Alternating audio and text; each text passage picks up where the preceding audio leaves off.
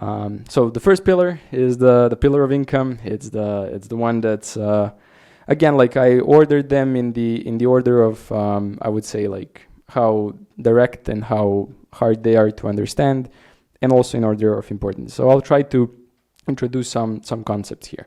So this is people. If you don't know what S&P 500 is, it's like a stock index. It's an investment thing, and usually people tend to want to invest money in it because it's like a safe investment. Here we have a similar concept. It's called S&Me500, and it's effectively the investment fund that invests directly in yourself. Like that's why the first topic here is what I like to call S&Me500. So let's define some concepts. So I want you to have like a couple of ideas in your head. Like there's like when it comes to making money, we need to understand what leverage is. So leverage is just, if you imagine like a lever, the longer the lever, the less force you need to push on it so that it moves more. So in our scenario, when we talk about leverage, we talk about how much money do you generate per unit of time when you do a certain activity. An asset is a specific provider of that leverage. So it's a vehicle that delivers on that leverage. So that vehicle usually needs time and money investment in it. So you can think of, for example, an asset being a house that you purchased. So it needed some initial investment, but once it's set up, it relatively easily produces money without much hesitation. But it needs a lot of money initially. Some other types of assets might require less money and more time. It all depends on the specific asset, but overall assets are providers of leverage. And then conclusively, if you want to make money, you put your time into these assets that you previously built. That's pretty much it. So yeah, I here gave a couple of examples of some assets. You have like a home. These are like example numbers. They are not truly real, but you can see like how much time you need to invest to, for example, find a home, buy a home, do all the processes, and then how much money you need to invest, how much time afterwards you need to invest for it to generate money, and it generates really good money for very low time investment later on, once it's already built. So people call this a passive income. Truthfully, there's no such thing as like truly, it's not like a binary from a passive to an active. It's just like how passive or how active something is. That's the time working part. How much time after you already built the asset do you need to put into it? Another is stock investments. Usually you put a lot of time into learning them if you do it properly, and then you invest some amount of money. Then you spend barely any time afterwards looking at them, and then you gain a return. Afterwards, we call something that people, we call this an active income, and it's pretty much getting a job. And here specifically, this is like not a career job. This is like if you went to like work at a coffee shop or something like that. We're talking about that. I'm having a separate column for a career job. So here you don't really have much time investment. Usually they do training on the job, not much pre-requirements, don't really need any money investment at the start. You do need a lot of time then in that lever, and then you make some amount of money. And then what a lot of you tend to do, and it's a good investment in my opinion, is to get a proper career job. So it usually requires for you to get a diploma or something like that. That diploma requires a lot of time put into it, requires a chunk of money put into it. You need to, do different things to get your diploma, to get some housing maybe or whatever. And then afterwards, when you work, you again generate some income. But you built an asset, you built a skill, you built something that's producing you income that has some leverage. I gave another example just to prove some middle ground point. Like you can get something kind of in between. So you can own a business which required you to initially invest some money, maybe invest some time, and then you work like part-time on it, and it generates good income. That's like something in the middle. This section specifically, and as well, like what's very important is in each of these you can invest further. So the idea is that if you have like a home that you're renting out, you can invest more money into renovating it and making it produce more money. The same way, if you have a skill, and if you are, for example, the career job that we are talking about, if you have the skill, you can invest more money, more time into it, and produce higher leverage and produce higher returns. So in my opinion, the best investment you can do if you have money and you can, is to invest exactly in this, is to invest in a career, is to put it towards something that's going to increase your skill, increase the value of the asset that the skill is. And then, as you know, markets will move. Sometimes they'll need more programmers. Other times they'll need more doctors. Other times they'll need whatever. But in general, if you're building your skill up, you're gonna increase the value of the asset and therefore gain the money. As compared to, for example, having just a job that's not a proper career. In that case, you're not really gonna move too much. You can invest a lot of time and a lot of money and get really good at it, but unfortunately, you're still not going to get paid much better. So people kind of get confused between people giving them advice to work harder, when sometimes working harder isn't really a solution. You have really hard-working people that don't make that much money. The thing that you want to focus on is this leverage. You want to focus on finding things that are going to produce more money per unit of time. Unfortunately, not all skills are equal, so not all effort is equal. And as well, I explained why career is much better than a job, because in a career you have that progression. You have the ability to, after 3 years, you're more valuable than you were the first year you got in. When you have 5 years experience in something, 10 years experience in something, you're much more valuable than you were initially, which is not necessarily true for a job. People get stuck in jobs and get paid the same for decades. So preferably we want a career. To illustrate the point the best that I can, the guy on the screen from 2020 to 2021 made $127 billion. He didn't work harder than any of the other people that didn't make as much. He didn't really outwork people. The reason why he made so much money is simply because of leverage. At that point, after some point, the time investment becomes less and less relevant, and the leverage becomes more and more relevant. This number specifically, this is, if you imagine today CEOs of Microsoft and Apple and all the top tech companies, and you imagine what they make in a year, he makes in 2 days, the combination of top 10 of them. And also, just to illustrate the point further, the amount of money he made that year, he made pretty much the exact same amount the next year. This amount is more than Bill Gates earned in his entire life. So it's just the game of leverage, but that's just a side point. So that's all good. How do we increase the leverage concretely? So if you want to get better paid in general as a job, in a career, you can do one of two things. You can either pick a market that has a better leverage, so a market that generally can use your work and your output and multiply it, not necessarily use it once. Usually it's harder to get better paid if you're working one-on-one with people. If you can produce results, and those results are independent and are more dependent on the customer than in you, that's usually the place you want to be. The other side is, of course, you can increase the skill level that you possess. There are certain skills that are very hard to achieve, that are very exceptional, and on them you can get paid very well, and you can do the combination of the two. So, for example, if we want to pick a market with a better leverage, these are some markets that are known for having really good leverage. Now, you don't have to work in these markets, but the point is, when you work in finance, you can do the same amount of work and produce one type of result for a client that has $1 million, $10 million, $100. Your effort becomes the same, but the output becomes multiplied just because of the client and not yourself. So when you work in fields like that, when your work can be multiplied like that, you tend to get better paid. Also, people management is another thing. So you can manage 5 people, and it can be on some, let's say, I mentioned the coffee shop. You can be a manager in a coffee shop, and you can manage 5 people. And that same skill set, when you get up and up and up, and you are in some corporation, that your effort that you put throughout the people that you manage gets multiplied. So the impact gets multiplied, and you get usually paid pretty well. So these are the ways that people.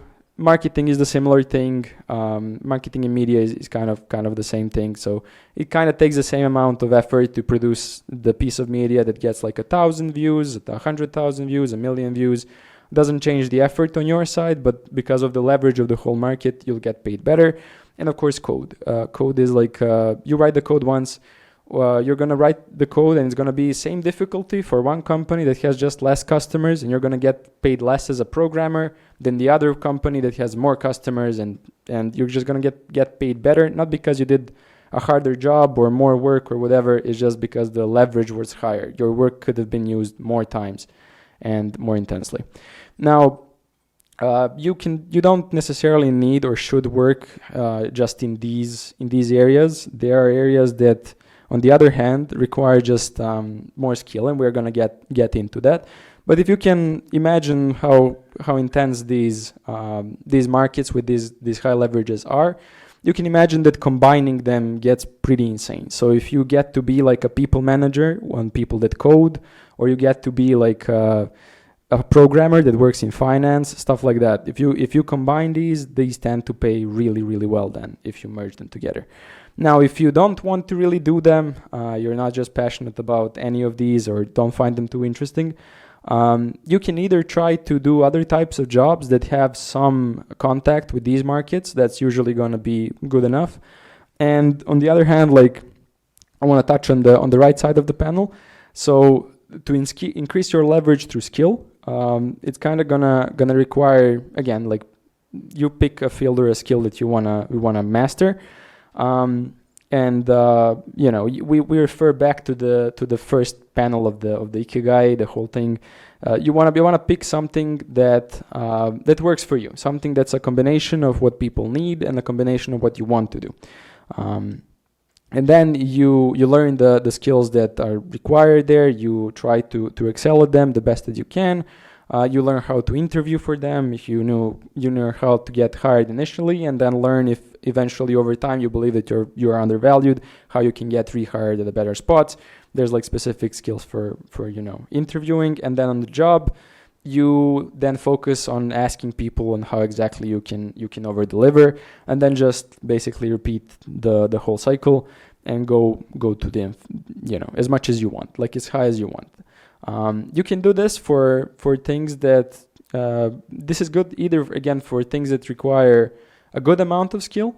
So imagine being a doctor, imagine being something that requires like just a ton of effort, a ton of skill, that has really high barrier to entry. This will work really good. You'll probably get paid okay or good, because simply put, you'll be valuable because it's so hard to acquire your skill. Or on the other hand, you're just gonna pick like an area that's easier maybe, but it also has like a room for growth, and then through that growth you can excel, and you can have the space to gain better income.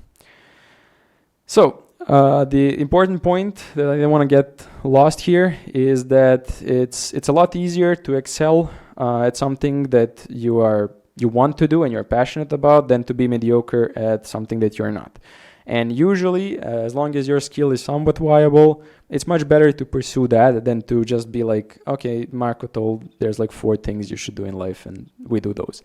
You don't want to do that. That's not ideal. It's much better for you to like be in the top 10% of something that maybe is not as popular, and you're gonna feel better about yourself. You're gonna want to excel. It's just gonna be better on the whole like Ikigai diagram thing, which I like a lot. So some examples to give you some edge. I wanted to give like some practical advice for each of these circles. So if you're struggling with interview skills, you can learn how to stand out and how to commit to certain parts. I don't think this presentation is like too in depth in that. I think these all like deserve like separate topics, and you can master all of these. But if you want to like prove to people that you did something, I want to like if you're early in your career, even while working your job or while trying to acquire the job, try to prove and try to acquire proofs of skill rather than just telling people that you know something, because that usually like works much better if you just show them and it's like implied that you have a skill. And the fourth here, just like as an extra point, but we'll have like a whole discussion, is you want to help people around you. You want to provide as much value as you can. When you're actually working in an environment, it always pays off to be the person that people can rely on, be the person that like adds value to the group and not just subtract it. So try to add as much value as you can. If someone needs help, if someone's new, just like try to help them, try to be around. This is gonna pay off like dividends in a long term every time. Even if you're like purely selfishly driven, this always like pays really well back. So that's the first one. Last one is gonna be also a bit philosophical, but not it's gonna like tie nicely into the previous one. So you wanna build goodwill. So money essentially is just the value provided times some variable m. I called it m because I wanted to call it m. There's like nothing special about it. And that variable m, if you essentially provide more value than you're paid for, you're gonna generate goodwill. This sounds a bit silly, but this basically means that if I come here, if I host this presentation, if I give you value, if I hopefully you find this useful, you find this like insightful, and I don't charge you for it, I'm gonna gain goodwill out of all of you. You're gonna like me, hopefully.